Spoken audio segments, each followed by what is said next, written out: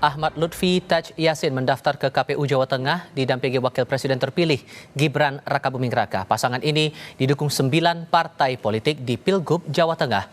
Usai melakukan arak-arakan, paslon Ahmad Lutfi Taj Yassin mendatangi gedung KPU Jawa Tengah. Dalam sambutannya, bakal calon Gubernur Jawa Tengah Ahmad Lutfi yang didukung 9 partai politik menyatakan akan mengikuti semua aturan yang ada dalam tahapan pemilihan dan tidak akan melakukan pelanggaran pidana pemilu. Depan tahapan pemilu sudah mulai kita jalankan. Kami siap melaksanakan dan menjalankan untuk tidak melakukan pelanggaran maupun pidana pemilu. Dan kami akan menuruti apa yang telah menjadi ketentuan tentang KPU sehingga tahapan pemilu yang akan datang akan lebih baik dan lebih becek. Andika Perkasa Hendrar Prihadi resmi mendaftarkan diri ke Komisi Pemilihan Umum Jawa Tengah Selasa kemarin sebagai Cagup dan Cawagup Jawa Tengah. Andika Hendi yang diusung PDI Perjuangan menjadi pendaftar pertama di Pilkada Jateng. KPU Jateng menerima pendaftaran Andika Hendi setelah memastikan kelengkapan dokumen persyaratan dan kelengkapan persyaratan paslon. Andika Hendi akan bersaing dengan Ahmad Lutfi Taj Yassin yang diusung Koalisi Indonesia Maju. Selanjutnya kami siap untuk melaksanakan tahapan berikutnya dari pilkada sesuai dengan keputusan berikutnya dari KPUD Provinsi. Yang jelas masyarakat Jawa Tengah yang nanti menurut saya akan diuntungkan dengan adanya beberapa calon ini sehingga mereka bisa menentukan pilihannya sesuai dengan hati. Bergeser arena ke Jawa Timur, Khofifah Indar Parawansa dan Emil Elestianto Dardak mendaftar ke KPU Jawa Timur. Paslon petahana ini didukung 15 partai politik. Pendaftaran paslon Khofifah Emil Dardak diterima Ketua KPU Jawa Timur. Dalam penyampaian visi misi, Khofifah menggaungkan 9 program misi yang akan dijalankan, diantaranya Jatim Sehat, Jatim Cerdas, Jatim Berkah Amanah, Jatim Harmoni, dan Jatim Lestari. Nyawa Bakti Satya 2 ini bagian dari doa, mudah-mudahan Allah ijabah kami masuk pada periode kedua kepemimpinan di Provinsi Jawa Timur. Dan ada 9 program yang kita ingin baktikan untuk memuliakan masyarakat Jawa Timur. Ada perbedaan di dalam fokus. Kalau dulu di Tistas itu cerdas, berkualitas dan sehat berkualitas. Sekarang untuk fokus pada peningkatan kualitas SDM, maka Jatim Cerdas dan Jatim Sehat kita pisahkan. Partai Kebangkitan Bangsa mantap mengusung kader sendiri Luluk Nur Hamidah dan Lukmanul Hakim untuk menantang petahana Khofifah Emil Dardak di Pilgub Jawa Timur. Pada Rabu siang, Luluk dan Lukmanul menjalani tes kesehatan jasmani dan rohani di Rumah Sakit Umum Fatmawati Jakarta untuk memenuhi syarat pendaftaran ke KPU Jawa Timur. PKB membuat poros baru untuk menjadi alternatif pilihan bagi warga Jawa Timur. Kami bersama-sama berdua berencana untuk maju Pilkada Jawa Timur. Nah, rencananya besok akan daftar, tetapi tentu kami mohon doa dari seluruh warga masyarakat Jawa Timur. Pada prinsipnya kami berdua akan mencoba melengkapi seluruh dokumen yang dibutuhkan. Bukan hanya turun saat kampanye, tapi besok pendaftaran insya Allah akan mengiringi kita. PDI Perjuangan akan mengusung kader sendiri Menteri Sosial Tri Risma hari ini di Pilgub Jawa Timur. Hal itu diungkap Ketua Dewan Pimpinan Daerah PDI Perjuangan Jawa Timur Said Abdullah di Kompleks Parlemen Senayan Jakarta. Said bilang Jawa Timur Risma confirm dan wakil masih dalam proses. Risma nantinya akan berhadapan dengan Khofifah yang diusung parpol dari Kim dan Luluk Nur Hamidah yang diusung PKB. Kalau Jawa Timur, Ibu Risma insya Allah confirm. Wakilnya? Wakilnya masih dalam proses pembicaraan untuk sampai pada tahap menjadi Cawagup mendampingi Mbak Risma. Ya, saudara, masa pendaftaran sudah dimulai untuk pemilihan kepala daerah serentak. Kita akan lihat peta politik pilkada di 3 daerah, ada di Jawa Barat, Jawa Tengah, dan Jawa Timur bersama dengan 3 kepala biro Kompas TV.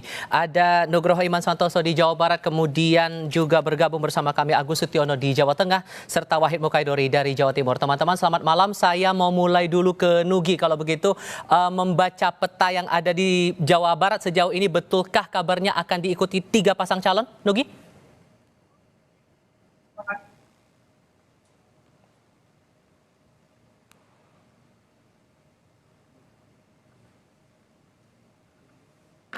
Nugi?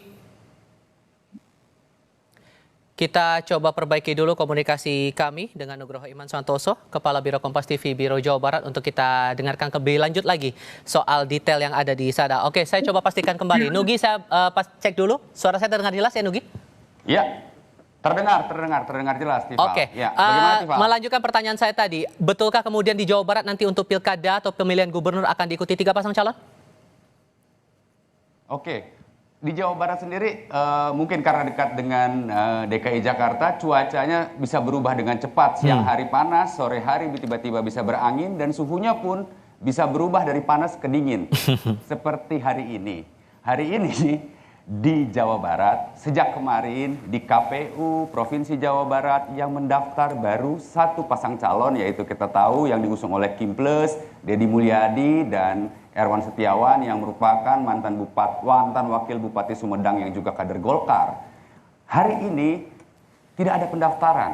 Rencananya besok pasangan yang diusung oleh Partai PKS dan Nasdem, yaitu Ahmad Saiku dan Ilham Habibie, rencananya akan mendaftar ke KPU sekitar pukul 10 pagi. Nah, yang menarik, adakah calon ketiga atau bahkan adakah calon keempat? Karena tadi sore salah seorang petinggi dari PKB menyatakan bahwa kemungkinan besar PKB bisa mengusung sendiri calonnya yang bernama Sandiaga Uno. Kalau ini terjadi, maka kemungkinan besar konsolidasi awal di tingkat DPW dan DPD PDIP Jawa Barat dan PKB bisa tidak terjadi. Yaitu mereka di tingkat DPD Jawa Barat dan DPW Jawa Barat PKB mengusung Ono Surono yang merupakan ketua DPD-nya bersama Kiai Haji Acep Adang Ruhyat yang merupakan tokoh senior PKB yang juga adik dari Kiai Haji almarhum Kiai Haji Ilyas Ruhyat dan merupakan juga politisi senior dan anggota DPR. Jika ini dalam menit-menit atau jam-jam terakhir kita tunggu, justru episentrumnya sekarang berada di 2 wilayah, yaitu di Menteng dan di Diponegoro.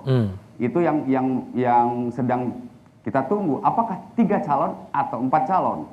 Jadi masih sangat dinamis sampai saat ini. Tapi kalau dilihat dari perkiraannya, kemungkinan besar PDIP akan bersama dengan PKB, tapi kita belum tahu apakah akan mengusung sesuai dengan apa yang disampaikan dalam kesepakatan antara PDIP dengan PKB di level provinsi atau akan berubah. Ini yang masih kita tunggu sebetulnya, Tifal.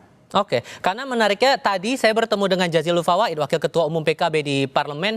Ia menyampaikan bahwa membuka komunikasi dengan Sandiaga Salahuddin Uno. PKB masih membuka ruang agar Sandi ini dicalonkan untuk maju di Pilgub Jawa Barat. Sejauh mana Anda menangkap potensi ini? Secara potensi mungkin, tapi buat kami melihatnya Sandiaga Salahuddin Uno memang bukan kader PKB. Gitu. Tetapi kalau PKB mau mengusung ya bisa. Tapi biasanya dari kebiasaan PKB biasanya lebih suka mengusung kader sendiri gitu. Seperti di pilkada-pilkada beberapa kabupaten kota di Jawa Barat gitu. Seperti di Kabupaten Bandung, PKB kembali mengusung Bupati Petahana, Dadang Supriyatna, kemudian di beberapa daerah lain juga. Saya rasa malam ini akan terjadi percakapan atau diskusi atau dialektika yang cukup alot antara PKB dan PDI. Walaupun kelihatannya saya juga sempat menghubungi beberapa petinggi PDIP ya mereka juga belum berani, doakan saja Kang. Jawabannya kurang lebih begitu. Jadi mudah-mudahan kalau memang terjadi hanya akan ada 3 calon atau kalau malam ini tidak terjadi kesepakatan atau kesamaan visi dan frekuensi antara PDIP dengan PKB, ya bisa jadi kemungkinan besok di KPU Jawa Barat akan penuh oleh 2 atau 3 pasang calon yang mendaftar, begitu Tifal. Tapi kemungkinan bisa jadi, sampai saat ini bisa jadi PDIP dengan PKB itu berkomunikasi sangat intens dan ujungnya bisa deal. Tapi saya belum tahu apakah siapa yang akan menjadi calon gubernur atau siapa yang akan menjadi calon wakil gubernur. Walaupun sempat beredar kabar juga PDIP akan mengusung cagup dan cawagupnya dari kader internal. Itu pun sempat menguat, termasuk nama anggota DPR RI ya Rieke Diah Pitaloka yang memang sudah mengakar di wilayah Pantura. Itu sangat mungkin juga untuk muncul. Tapi ya itu masih begitu banyak, namanya juga rumor politik yang memang enak dibahas sambil kita ngopi, Tifa. Oke, kita coba bergeser ke wilayah Jawa Tengah sekarang. Agus Sutiono sudah bergabung bersama kami. Agus, begini, 2 jenderal perang bintang lah orang mengistilahkan begitu bakal terjadi di kandang banteng. Melihat pola yang muncul untuk pilkada kali ini, apakah kontestasi pilkada ini akan mengulang pola seperti di Pilpres 2024? Ya baik, Tifal. Jadi sebelumnya saya sampaikan bahwa benar nanti pilkada di Jawa Tengah pasti akan seru karena ada 2 jenderal yang berlaga, yaitu Andika Perkasa dari mantan Panglima TNI dan Ahmad Lutfi, mantan Kapolda Jateng. Nah, ada hal yang menarik, Tifal. Jadi dalam pendaftaran yang sudah dilakukan di KPU Jateng, pasangan Andika dan Hendy memilih untuk mendaftarkan diri pada hari pertama. Nah, ini tentu menarik karena Andika Perkasa sendiri baru mendapatkan rekom pada hari Selasa dan keesokan harinya langsung mendaftarkan diri ke KPU.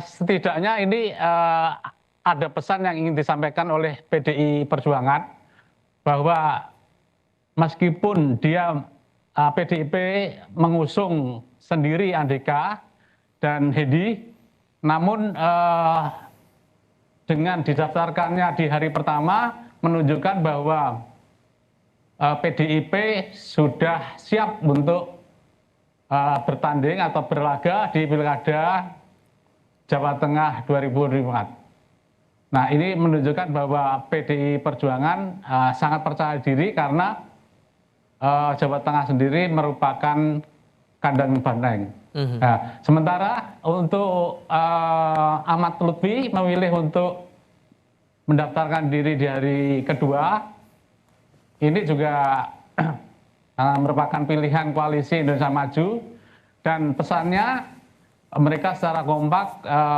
diusung atau dengan arah-arahan, dan ada yang istimewa karena ada wakil presiden terpilih Gibran yang juga turut mendampingi pasangan ini. Oke. Dan polanya tampaknya sudah cukup jelas untuk 2 pasangan calon yang bakal bertarung di Pilkada Jawa Tengah. Saya coba bergeser ke Wahid Mukhaidori di Jawa Timur kalau begitu. Wahid, begini, yang sudah mendaftar secara resmi Khofifah Indar Parawansa dan kemungkinan Luluk Nur Hamidah dan berpotensi juga Risma akan mendaftar di Pilgub Jawa Timur. Potensi 3 Serikandi akan bertarung untuk memperebutkan kursi Jatim 1. Sejauh mana Anda menangkap panasnya pertarungan pilkada di sana? Baik, Tifal.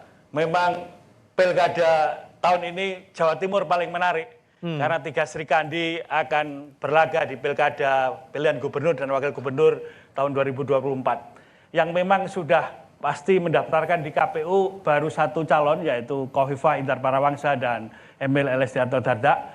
Kemudian besok karena hari terakhir dipastikan adalah PKB, Luluk Nur Hamidah dan Lukmanul Hakim, dan satu lagi dari PDIP Tri Risma hari ini.